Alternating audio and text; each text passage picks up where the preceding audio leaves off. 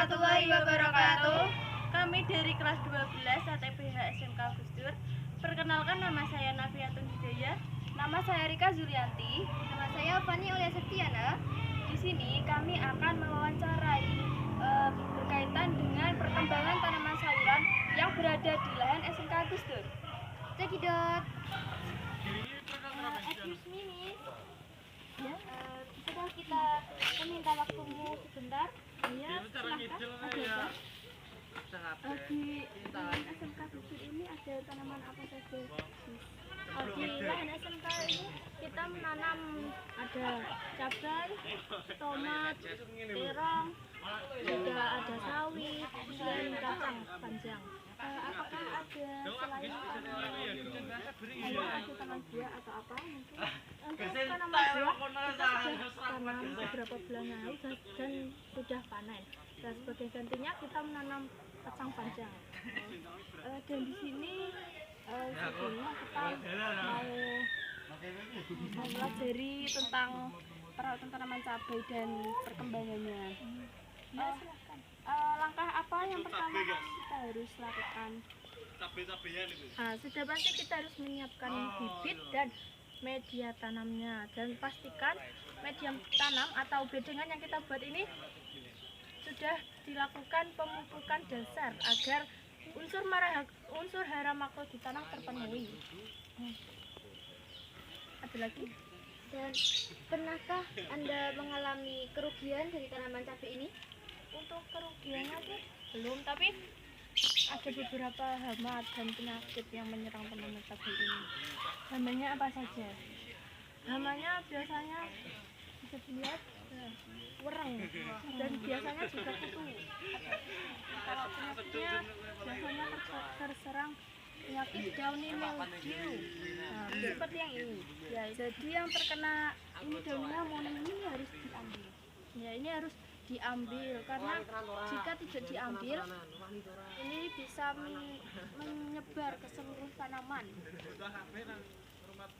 Dan cara pengendaliannya itu bagaimana? Kalau kita di anak SMK menggunakan pestisida nabati, jadi pestisidanya itu terbuat dari alam. Hasilnya apa, Miss? Dulu kita membuat dari bawang yang di blender dicampur dengan air dan rinso.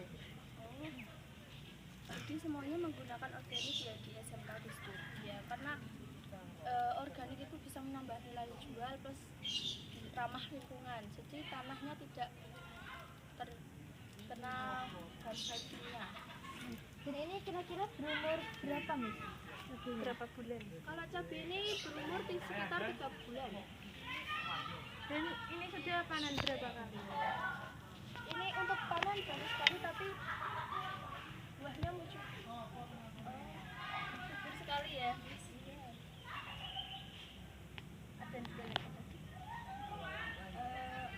selain penyakit daun moli itu ada apa lagi? Dulu pas awal-awal penanaman ini terkena layu fusarium. Nah, layu fusarium itu seperti apa, Miss? Untuk bagian yang dekat dengan tanah itu mengkerut, mengecil lalu mati. Ada beberapa, dan itu harus disulam atau diganti dengan tanaman yang baru. Itu bisa dikendalikan dengan obat atau enggak?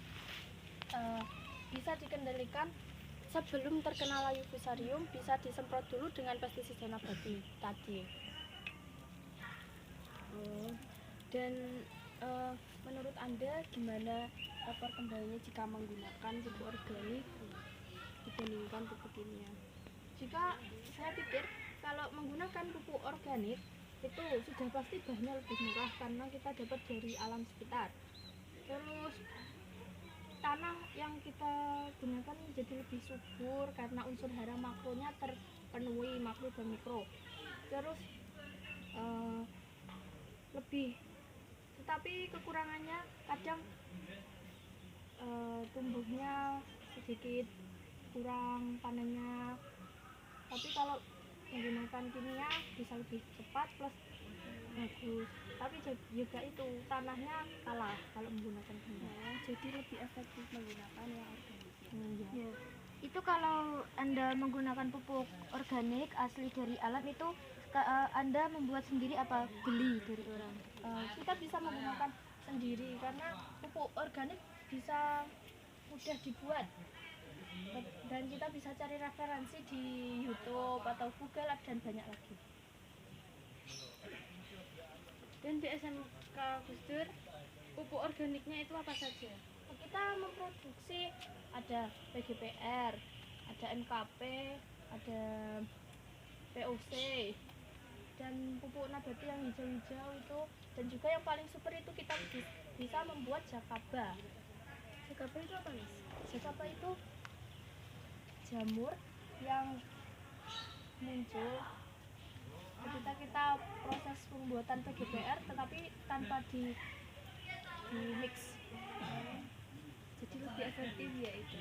ya itu jakaba itu selain bisa digunakan untuk fase vegetatif dan generatif, jakaba juga bisa untuk itu sebagai pestisida nabati juga, jadi bisa digunakan untuk pengendalian hama, sangat efektif. Semuanya bisa pakai jeruk. Bisa. Ya udah. Terima kasih Miss untuk ilmunya dari sini.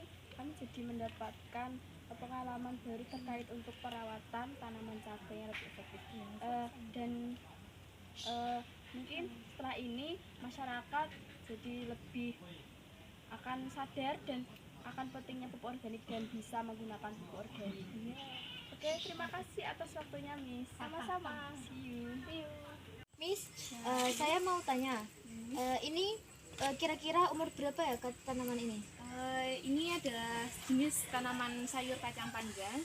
Tanaman sayur kacang panjang di sini telah mencapai umur 2 minggu setelah tanam. Dan pernahkah Anda mengalami kerugian dalam penanaman? Untuk saat ini saya belum mengalami kerugian karena saya baru pertama kali melakukan penanaman kacang panjang di lahan saya. Ini untuk panennya sekitar umur berapa? Untuk kacang panjang kita bisa panen di umur 6 minggu sampai 7 minggu. Dan selama ini sudah Perkembangan. pernah terkena penyakit apa sih? Untuk yang saya amati, di sini kacang panjang kita mengalami penyakit kerdil, yaitu lambatnya untuk bertumbuh kembang. Dari awal menanam sampai sekarang menurut Anda gimana perkembangannya? Apakah ada kendala atau mungkin gimana? Untuk perkembangannya sangat bagus dan kendalanya adalah terlalu banyak curah hujan sehingga kacang panjang saya mengalami masalah pertumbuhan. Oh ya, dan di sini ini juga tanaman tomat. Iya, ini adalah tanaman tomat saya, termasuk tanaman sayur. Umurnya sekitar berapa bulan? Ini sudah masuk di umur 1 bulan. Kalau tomat itu biasanya berapa bulan pemanenannya? 1 bulan lebih 2 minggu sudah mulai tumbuh bakal buah. Dan bagaimana perkembangannya menurut Anda? Perkembangannya sangat bagus dan serentak. Apakah Anda menggunakan pupuk organik atau kimia mungkin? Untuk di lahan saya menggunakan pupuk organik karena pupuk kimia dapat merusak struktur tanah. Terima kasih Miss untuk waktunya. Ya, Karena sudah mengganggu waktu Anda. ya tidak apa-apa karena semuanya kita belajar bersama-sama agar menjadi lebih baik lagi untuk depannya. Oke, terima kasih. Sekian dari kami. See you, Miss.